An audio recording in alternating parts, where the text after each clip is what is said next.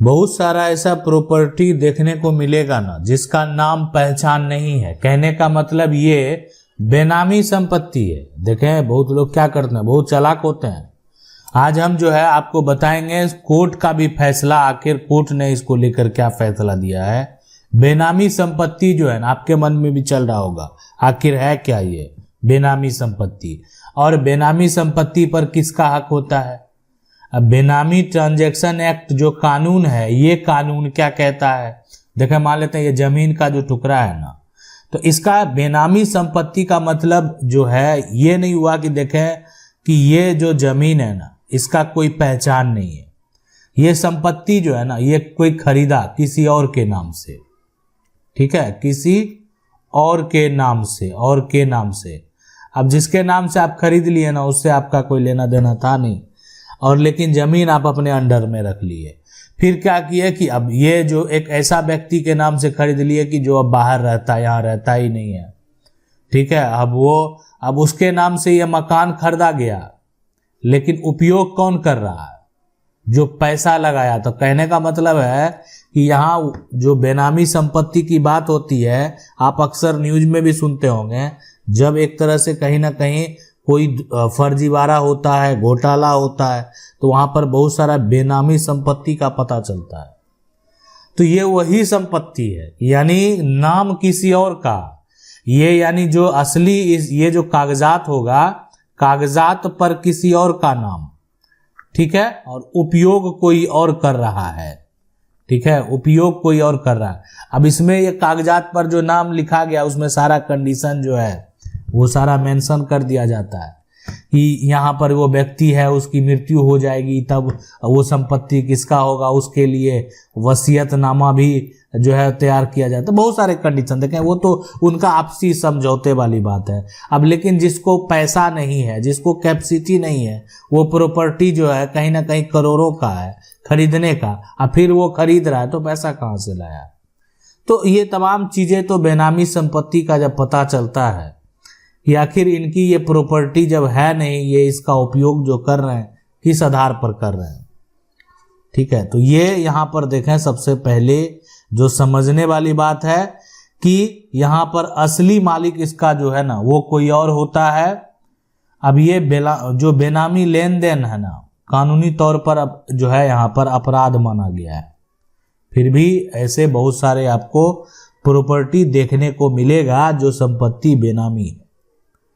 बेनामी संपत्ति जो है अगर उसकी बात करें तो उसमें क्या होता है कि आज बहुत सारे लोग क्या करते हैं, बहुत सारे लोगों के आपको देखेंगे आप कि पति जो है ना वो कमाता है, पति कमाता है, तो पति है मान लेते हैं जो है सरकारी नौकरी में, सरकारी यहाँ पर नौकरी में। अब है कि उनको सरकारी नौकरी में है तो पैसा अच्छा कमाए, जैसे भी कमाए। तो अब वो संपत्ति जमीन क्या की है, पत्नी के नाम खरीद लिए, पत्नी के नाम। तो ठीक है, अभी मान लेते हैं उतना बड़ा पॉपुलर नहीं हुए, एक प्लॉट खरीदे हैं तो उतना बड़ी बात नहीं है, लोन भी ले लिए उसको दिखाने के लिए। तो ये लेकिन उनके पास जो है बेनामी संपत्ति है, यानी कहने का मतलब ये संपत्ति भी बेनामी संपत्ति कहलाएगा कि पत्नी के नाम जो आप संपत्ति को खरीद रहे हैं, तो पैसा कौन लगा रहा है, पैसा तो जो है वो पति लगा रहा है। तो यहां पर जो है किसी के नाम पर अगर मान लेते, जैसे पत्नी हो गया, बच्चा हो गया, कोई रिश्तेदार हो गया, किसी के नाम पर जो है अगर जो है संपत्ति खरीदता, मालिक कोई और, पैसा कोई और लगा रहा है ना, डायरेक्ट ऐसे समझ सकते हैं कि मालिक कोई और, पैसा कोई और लगाएगा। तो वैसे कंडीशन अब मान लेते हैं पत्नी जो है, पत्नी घर का एक तरह से हाउस वाइफ है, पत्नी के नाम मकान खरीदा गया है, तो पत्नी वो मालिक तो एक तरह से है ही, लेकिन पत्नी को भी तो साबित करना पड़ेगा कि कल को मान लेते कोई किसी भी प्रकार का कोई समस्या उत्पन्न हुआ तो पत्नी से भी पूछा जाएगा कहाँ से पैसा लाए थे।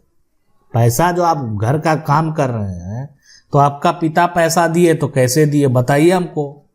पैसा जो आप मान लेते 50 लाख का घर खरीदे, तो जब भी आप समझ सकते हैं कि यहाँ पर जो है 7 लाख 8 लाख से ऊपर अगर पैसा हुआ तो टैक्स की बात होती है, सरकार तो पूछेगी नहीं टैक्स काहे नहीं बने, तो दिखाएंगे ना। एक तो पहले कहाँ से इनकम आया ये भी बताना होगा, साथ में जो पैसा जो है उसका यहाँ पर इनकम आया तो उसका आप टैक्स दिए कि नहीं दिए।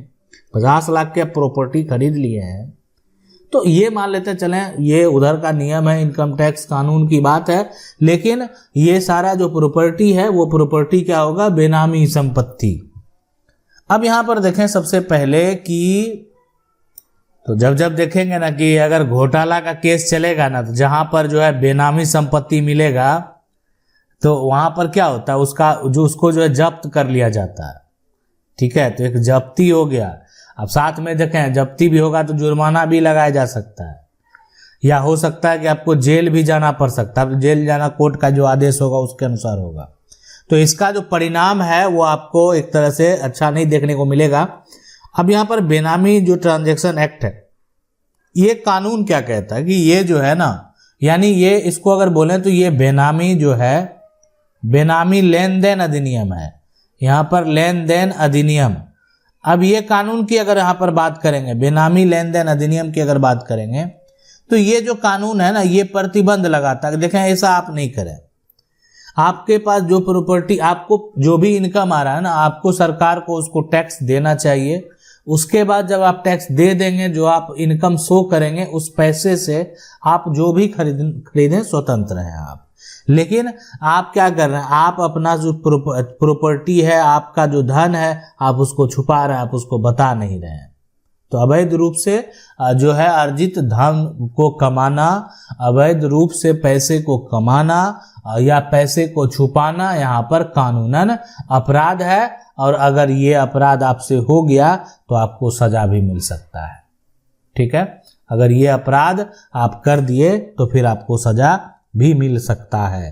तो इसलिए कोई भी जो है यहाँ पर बेनामी संपत्ति को जो है सबसे पहले समझ लें कि बेनामी संपत्ति में क्या क्या हो सकता है, और बेनामी संपत्ति अगर किसी के पास है तो किस तरीके से कार्रवाई की जाती है।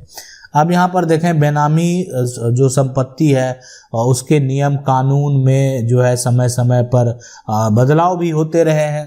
ठीक है, यानी अगर बात करें सबसे पहले तो ये कानून जो है 1916 हो गया, उसके बाद 1988 हो गया, 1900 जो है यहाँ पर ये 2016 हो गया।